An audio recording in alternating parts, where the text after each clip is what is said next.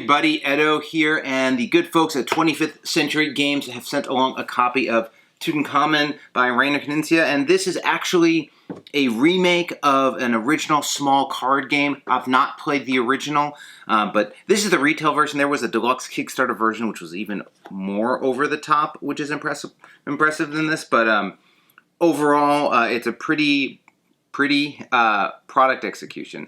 So in this game, you are traveling the river to, as spirits, and what we're going to be doing is collecting artifacts. I didn't put them all out. You would start the game with I think you pull some out based on the number of players, but maybe I'd have to go check again. But either way, it's like all of them, right? I think you keep all of them in. But all of them, so it's this winding thing, and it's sort of fun to put it out. Not quick, but fun to go, make this little angled river. You also have the Underworld, which comes into play, and on your play, this is like Tokaido or raids, where as a player, you get to go as far down the track as you'd like. Which is a super cool mechanic when it's done well, and it's done well here. So I can go and I land at a spot, and I'm going to pick up this item. Now, unlike Tokaido, you're going to go in turn order no matter where you are. So just for a second, let's say we're moving things. This is a lot of players, but let's say there's 3 players and whatever, we've gone into places and I've picked tokens up. If it was, yellow, black, red, yellow would go again, where in Tokaido, red would go again. So different mechanic there. But what you're doing is you're collecting these items, and what you're trying to do is have majority when the set is complete. So as you collect them, since every tile's in the game, the points they're worth are their amount there are. So this is 4 points, and also there will be 4 of these. So you're looking to collect them. Once there's no more in the river, you score it, basically. And so the person who has the most gets the full points, the second most half points. There's an interesting 2-player rule that goes in there with the Underworld. So you can go as far as you want forward, or you can go 1 back. So he could come all the way to here, take the ring, other people go, pick up their items, and then if this player wanted to, they could get the one right behind it, or keep going. Now, if everybody opts to pass stuff, like let's say we all want, and again, you pick these up as you go, but we all go past, then everything behind us goes to the Underworld, which is a neat mechanic. It certainly keeps the game moving. But when things are removed, they're effectively, these count as being removed from the set, so this can score and trigger set collection. In a 2-player game, the Underworld can act as a player in the context of, like, they could have the majority of something and then thus win. Take that more points from another player. And it works really well. So you get the basic set collection. You can get a ring, which is worth points, and still worth points if you have the majority, but you can also use, there are these god abilities that you swap it out. Let me take a moment to talk about god abilities. In here, there are different gods. What are the names? Osiris, Isis, Ra, Thoth. And they all do different things. They let you take from the Underworld. They let you swap items. They let you bring rings in. Yeah. I mean, that's it. That's the game. It's fun. It plays quick. I've played this with a number of groups. Really easy to teach and learn and get into. I didn't talk about all the stuff over here because it's just a score track. This is for fun. Though it's cool, but this is pure fun. And the score track is you move these around the board. This is worth note. You're going backwards.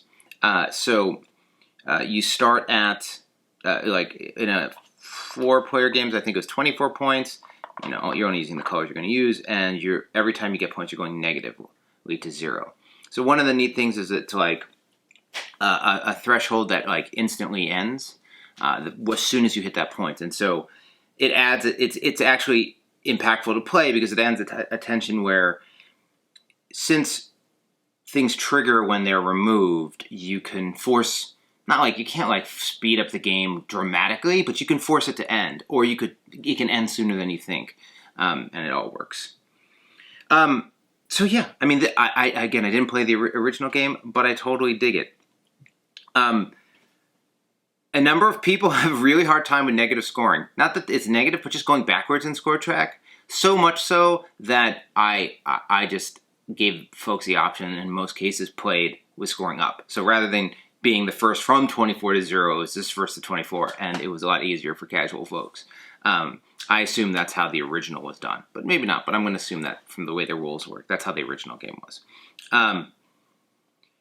Now, 25th Century has made some fantastic productions, just outstanding work, and generally I've been thrilled with the work that company's done. I think they're like great. I don't love this execution for a couple reasons. And I have since looked at some of the old stuff and I see the difference, but it is way too hard to see similar sets of things in this game than it ought to be. Like all of these things are gold, gold on blue. And like for a game, and yeah, okay, sure, they're slightly different shapes. Yeah, the shape in the corner has different, like, it's not that this is a color blind issue. This is like, in this game, I'm supposed to look at what I have and be able to be like, there's 3 more of that, 2 more of this, and 3 more of that, and where are they? And this visual execution just makes it too hard. And it like actually hurts play. The visual execution here makes this game harder to play than it should be. Like the amount of scanning you have to do to like be like, okay, and did I count all of them? Like, I get the cool thing with the river. I get but it just wasn't. It harms it. Does it ruin it? No. This is a cool game. I dig it. I really like the mechanics. I'm not gonna like get rid of this thing and go get the other thing. But it just, it's unfortunate that, you know, art was chosen over function here to the extent that it impacted play. This is also not. Like, awesome idea. These are some of the coolest clothespins you're ever going to see. Like, it's the kind of thing where it's like, the idea of it is, oh, hey, for a score track, let's go around the box, and like we'll have them hanging and stuff like that. And then, oh, we'll make this fantastic river. Like, it's great thinking, but when you're practically playing and you have to do stuff like this, and it's just, okay, this impacts play. This is just fiddly in a way that's not fun. You know, look, I just, and also, like, it plays so quick and so nicely, it could have been smaller. So, I'm gonna say it this way.